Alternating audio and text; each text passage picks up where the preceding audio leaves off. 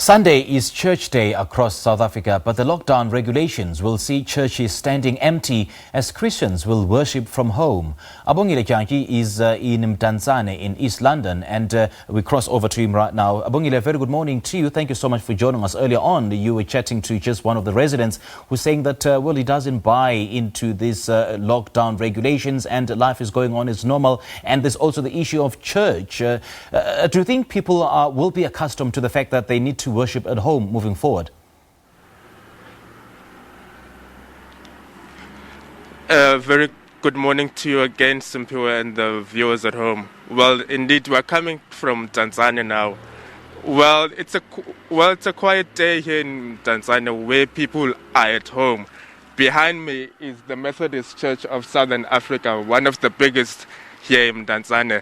It sees hundreds of congregants flocking in here on every Sunday, even making traffic congestions here at NU8 in Mdantsane. But there seems to be no one today, Simpiwe, and one of the congregants that I spoke to earlier on said she misses coming to church. This lockdown should really come to an end. But to tell us more, Simpiwe, I'm now joined by the bishop of this church, of the Methodist Church here in Mdantsane, Reverend Mthobeli. Sir, thanks a lot for your time. Thank you very much, and good morning to the listeners. How has the lockdown affected services from your church? Well, it has affected the services greatly because we have had to cancel services, conventions of organizations, even the Good Friday and Easter. So in that way, it has affected us. I understand that churches have a huge influence on communities where they are based. Are you using your influence to tell people on the dangers of this coronavirus and raising awareness?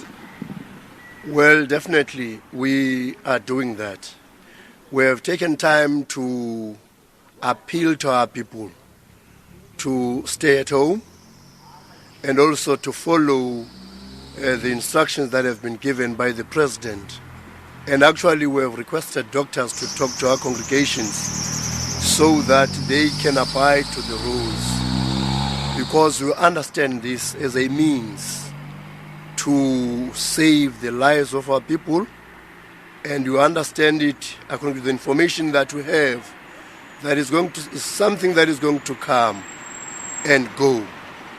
And so we're encouraging our people to stay at home and to do everything and every means that have been provided to stay safe. How are you ensuring that they receive the word of the Lord whilst staying at home? Well, one thing that we have decided to do is to communicate that with our people through Facebook, through WhatsApp, through social media, sending to them. For instance, yesterday I was sending to the groups of my people the scriptures for today and the comments of what needs to be done.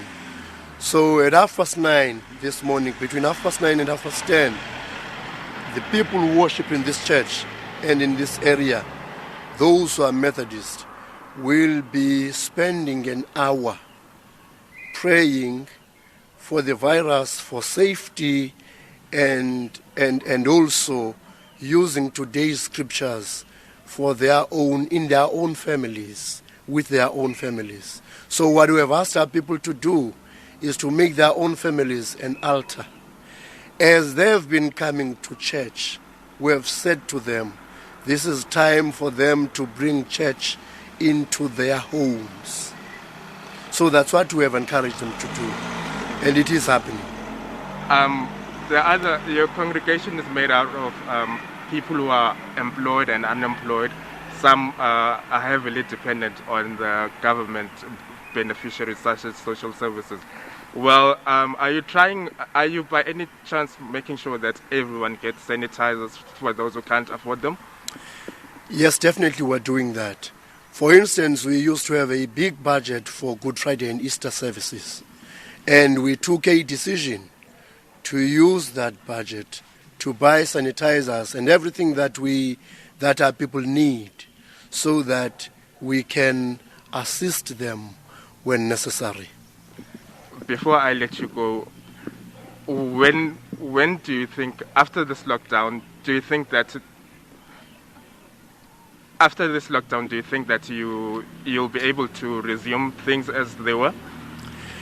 Well, the church, this is not the first time that the church is in hiding. In the past and during the New Testament times, it has gone to hiding because of persecutions and wars. So what is happening now? We're using the same strategies for the church to continue, even though it is not gathering to celebrate. So the fact that we are not meeting as a congregation does not mean the church is not continuing. We continue to worship, to pray in our homes, even though we are not meeting as a congregation. Sir, we thank you very much for your time. Thank you, sir, and thank you to the listeners. Oh, there you have it. There you have it, Simpiwe. We're coming from you here from Tanzania. Well, let's go to an ad break now. We'll keep on updating you.